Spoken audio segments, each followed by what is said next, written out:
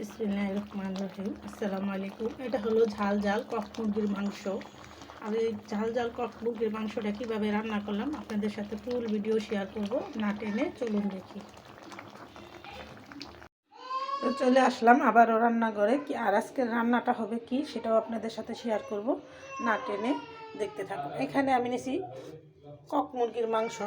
এই কক মুরগির মাংসটা মনে করেন হাঁসের মাংসের মতো মোটা, চামড়াটাও মোটা। তো আমি চামড়াটাও এখানে নিয়ে নিছি, ফালাই নেই, সব পরিষ্কার করে নিলাম। আর এটা কীভাবে রান্না করব সম্পূর্ণটা আপনাদের সাথে শেয়ার করতেছি, না টেনে দেখতে থাকুন। প্রথমে আমি কতগুলো কাঁচামরিচ ব্লেন্ডার করে নিব। তো কিছুটা পেঁয়াজ কুচি দিয়ে দিলাম, আস্ত রসুন ফ্রিজে রেখে দিয়েছিলাম পেঁয়াজ কলি, এটাও এখানে দিয়ে দিলাম। এটা আমি ব্লেন্ড করে নিব। আমার এটা ব্লেন্ড করা হয়ে গেল। আমি আদা ভাঙা করে নিচ্ছি।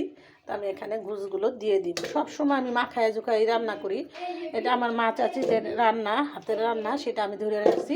তো এইভাবে রান্না করলে কিন্তু অনেক মজা লাগে। আপনারা এই কক মুরগির হাঁসের মাংসের মতো লাগবে এরকম করে রান্না করলে আপনারা রান্না করে একবার হলেও খেয়ে দেখবেন। তো এখানে আদা ভাঙা করে মশলাটা দিয়ে দিলাম।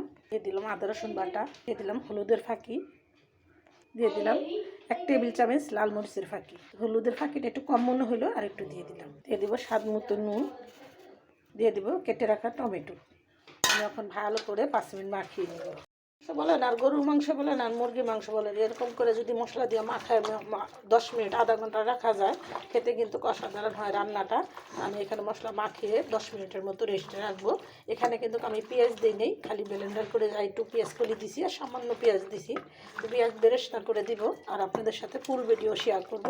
আপনারা আমার ভিডিওগুলো অনেক ভালোবাসেন আমি জানি। তো আমার ভিডিও দেখে যদি আপনাদের একটু উপকার হয় তবে আমার ভিডিও করা সার্থক। আমি সবসময় আমার মা চাচিরা যেভাবে রান্না করতো আমি সেই ভিডিওই দিই। আমি কিন্তু আধুনিক যুগের রান্না আমি পারি না।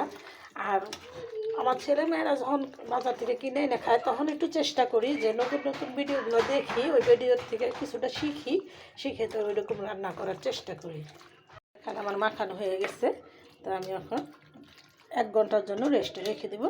আপনারা এরকম করে সব মশলা দিয়ে মাখিয়ে 10 মিনিট, 1 ঘন্টা, 2 ঘন্টা রেস্টে রেখে দিতে পারেন। তো রান্নাটা কিন্তু একদম মা চাচিরা যেভাবে রান্না করতো আমি সেইভাবেই রান্না করতেছি।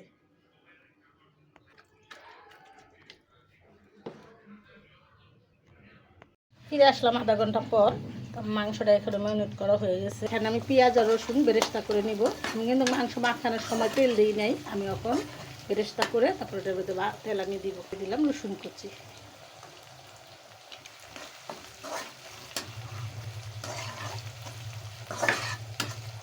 এই কাঁচা রসুন আর কাঁচা পেঁয়াজ দিয়ে বাগারটা দিলে মাংসটার গ্রানটা আরও অসাধারণ আসে। তার জন্য আমি এখানে পেঁয়াজ আর রসুনটা একটু হালকা ভাজা দিয়ে নিব। আমার পেঁয়াজটা এখানে বেরেস্তা করা হয়ে গেল। কিছুটা পেঁয়াজ রেখে দিলাম, এখন আমি গোস্তটা এখানে দিয়ে দিব। আমি এখানে বেরেস্তা করা হয়ে গেছে, আমি মাংসটা দিয়ে দিলাম। এই মাংসটা নাড়াচাড়া করে 10 মিনিট কষিয়ে নিব। তো এই মাংসটা ম্যারিনেট করে রাখার কারণে স্বাদ কিন্তু দ্বিগুণ বেড়ে যাবে।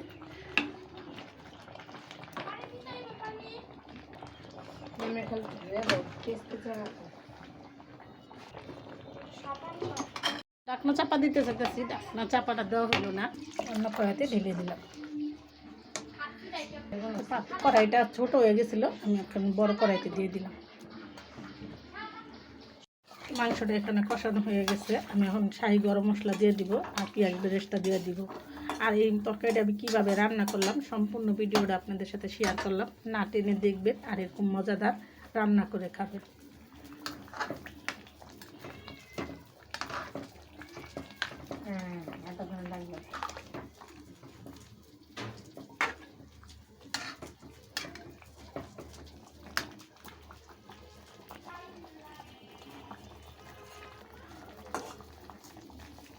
তারপর দিয়ে দিব পেঁয়াজ বেরেস্তা।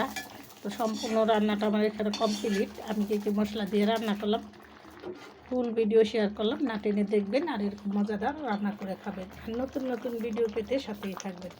তো ভিডিওটা আর বড় না করে আমি এখানে রেখে দিলাম। আসসালামু আলাইকুম।